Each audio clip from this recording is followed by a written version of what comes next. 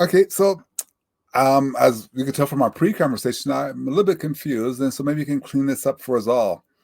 EEOC, Equal Employment Opportunity Commission, or the Act, right? EEOA. Mhm. Tell Mhm. us, how does that involve you and your work, and how you're making sure that we are avoiding some of these issues that take place that puts us in jeopardy of being sued or being fined? Yes. I've been working in this field, gosh, for nearly 30 years now.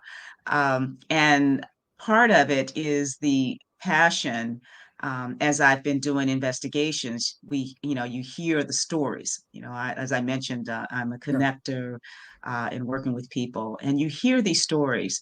And, we spend a lot of time in the workplace. And when people file complaints, it's because, they think they've been treated unfairly, and they know there are laws to protect them from unfairness in the workplace. I look at in terms of where we come in and the passion is to try to change that. I have a background in learning and teaching people communication skills, leadership skills. And I know when I would be doing these investigations, I would say, if people only had a few of these skills, we might not find ourselves in this situation because it's not a fun situation at all. In fact, when people file complaints, the reality of it is whether the employer has actually broken the law or done something that was out of compliance with EEOC, regardless, there really are no real winners because the employee may not be able to prove that the employer illegally, did something illegal in terms of discrimination. But at the end of the day, no one's really happy. The employee's not happy.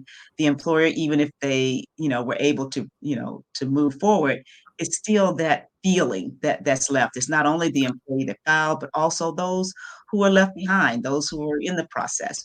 So when I was doing all of this, I said, maybe if people had some skills to understand how to navigate this, understand how to seriously look at what was going on, they might not find themselves in that position because a lot of the conflict comes from the assumptions and our interpretation of how we think something happened. Because, I've asked people, I can be talking to someone and they'll say they were wrong and they wouldn't even say they were sorry.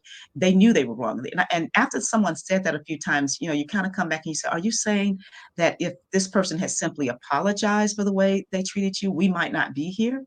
And it Yeah. almost takes them aback, and they say, "Well, we might not be, but seems like sometimes the only way you can get attention around here is to file an EEO complaint." Well, that's not what you want as an employer, to think that the only way an employee can be heard is to file a complaint. And I can tell you, EEOC, when they're looking at serious, complaints, they want to be able to ensure that employees are treated fairly and equitably, but they don't get into necessarily, toxic workplaces sometimes when it doesn't involve Mm, the base mm. that they protect. So those are the things that kind of brought me in, and it was kind of like, let's learn some skills. And so that was really what put me into and prompted me to start my business, in terms of looking at Yeah. how we can navigate that. I want to start backwards a little bit.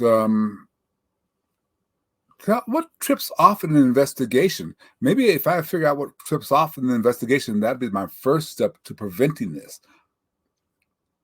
Because, like you said, it's It's a no-win interesting. situation.